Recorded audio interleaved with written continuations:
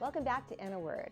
We're here with Amy Ahlers. She is a life coach and co-founder of the Inner Mean Girl Reform School and author of Big Fat Lies Women Tell Themselves.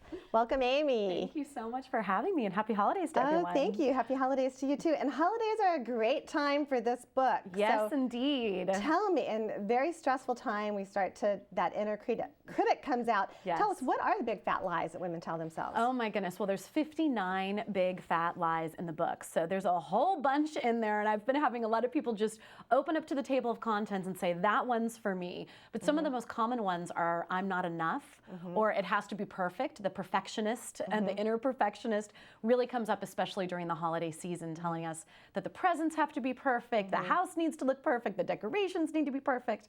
And I'm taking a stand for us to take our power back from that inner critic. Yeah, this is a really good time for that. And you know, it's interesting, reading the beginning of the book, you say that we're at the stage of our evolution where we should be happier. We've accomplished more. Yes. Our lives are better, Yeah. but we're less happy than we were a generation ago, and more depressed, twice as depressed as men are. So why is that? Well, you know, it's so on? interesting, isn't it? I really feel like we've been fed two simultaneous messages as women. Any woman alive today can relate to this.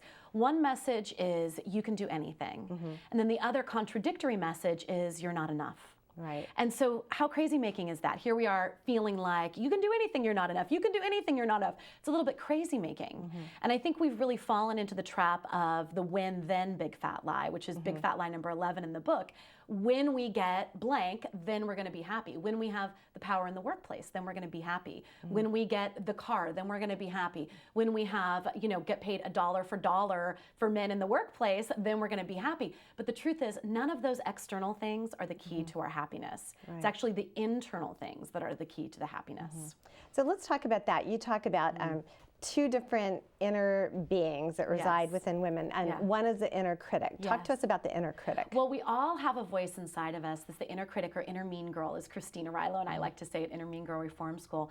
That's the voice that beats us down. She compares our worst to everyone else's best. She's overly judgmental, overly critical. And then there's also the voice inside of us, the voice of the inner wisdom, as I like to call her. And that's the voice of truth. That's the voice inside of you that lets you know that it's okay to go easy on yourself, that it's okay for you to say, I'm beautiful just as I am, that you can stop comparing yourself to all of those photoshopped and airbrushed images that we see in magazines. So it's almost like we have those two things sitting on our shoulders. And we do, and is it true for every woman, do you think? Absolutely. It absolutely is. I've been a life coach now for over a decade, and I've discovered that despite the external circumstances, we all have those internal voices that are really hard on us. Why is it so much more true for women? Men don't walk around going, oh, I look fat today. And, men are like, I know. It's full force ahead. They don't worry. They're not self-conscious. They don't have that inner critic. They are, though. I will say I've coached a lot of men in my time as well, and men are hard on themselves as well. My dad's read my book and is like, Aim, I've thought almost every single one of these big fat lies, but men are harder on themselves about different things. So I found in my work that men are a lot harder on themselves about career and money, for example, and women are incredibly hard on themselves about the way that they look, and will really have these inner critic voices that say things like, you're unlovable. I mean, how brutal is that?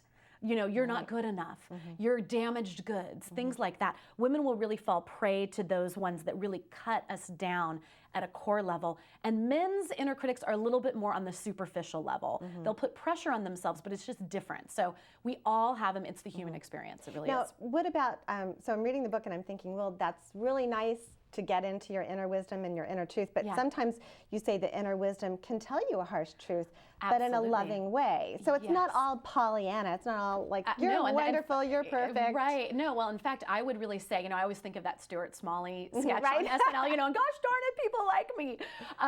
That's not what we're going for here. Right, exactly. And every single big fat lie in the book, all 59 have the truth, and then a coaching challenge exercise, an actual tangible tool, and then an affirmation and an inspiring quote. So there's a lot of meat to the books because I didn't want to just point it out and then leave people there or just talk about it. I wanted them to have an experience.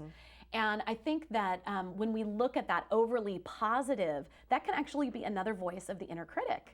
At Inner Mean Girl Reform School, we have 17 different archetypes, and the inner Pollyanna that can cheerlead us right off a cliff is actually another form of an inner mean girl or an inner critic. Interesting. Isn't that interesting? Because sometimes you're trying to do those affirmations to yourself, but you don't really believe them, and then they can kind of backfire.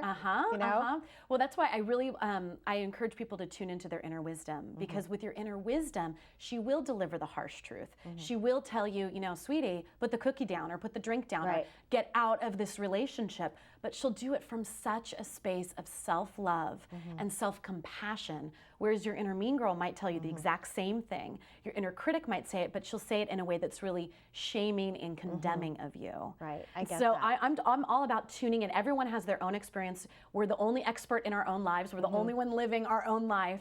And so tuning into that inner voice and that inner wisdom is really the space that I'm trying to encourage all of my readers and my clients to go into.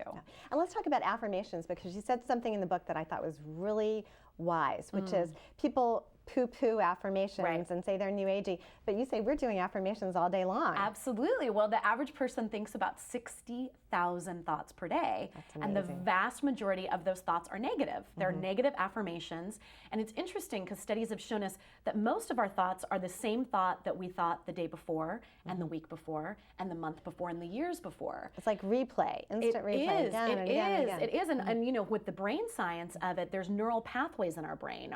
Our thoughts are actually biochemical impulses inside of our brain. So when we look at really trying to reprogram our brain, reprogram our conscious and subconscious mind, things like affirmations are really important. And it's important to do them on a repetitious level, because that repetition is the key to actually building that new neural pathway in your brain. So there's science that backs it up. It's not just woo-woo. There's actual science and hard data out there.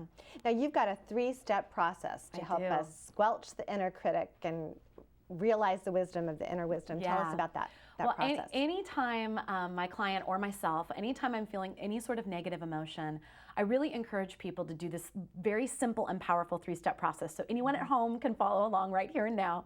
The first step is just to name, what is my inner critic saying? And really allow your inner critic, your inner mean girl, to take the floor. Let him or her take center stage, and really allow those big fat lies to come out of the darkness and into the light. That's step one. And you recommend that people actually have an image, whether they draw it themselves or get it out of a magazine. Great. Yeah, it's great to have an image for that inner critic or that inner mean girl. It's fun. It makes it a little bit playful, but it's also incredibly powerful. And so step one is let that inner critic have that negative voice. My inner critic's name is Negative Nellie. And she's, you know, anxiety-ridden, a worry-wart. And so when I first had my daughter, I have a 4-year-old little girl, I said, you know, what's my inner critic saying? And Negative Nellie, she took the floor and she was like, is the baby breathing? Yeah. Oh my gosh. You know, it was really scary. So I just let her have the floor, did my 3-step process. And then step 2 is to actually close your eyes, take a deep breath, and then just simply ask, what is my inner wisdom now? What is my inner wisdom now? And once you've allowed your inner mean girl or inner critic to have some space, she'll back off a little bit, and all of a sudden you'll feel that bubbling up of truth inside of you. And you'll know it's your inner wisdom because you'll feel a sense of groundedness, even if your inner wisdom is delivering a hard truth or a tough love truth or a wake-up call truth. And then the third step is a neuro-linguistic programming technique where you actually do some sort of movement or physical gesture and repeat back out loud, if possible, your inner wisdom's truth. So for me, when my baby, you know, my inner wisdom would say to me, Amy, your baby's going to be just fine. You're doing a great job as a mom. It's okay to relax. And so I would do that while tapping on my heart. That's my inner wisdom gesture.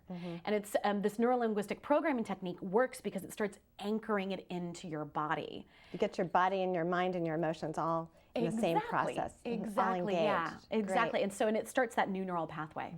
Well, very quickly wrapping up here, if you were to give women one best piece of advice, especially for the holidays, what would you say to us? Oh gosh, my friend Samantha Bennett and I like to say, go for the C. Stop trying to get an A+ around the holiday season.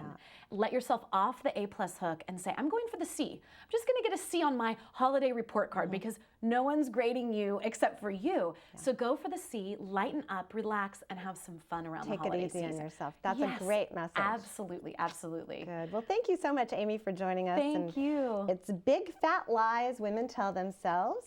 And stay with us. We'll be right back.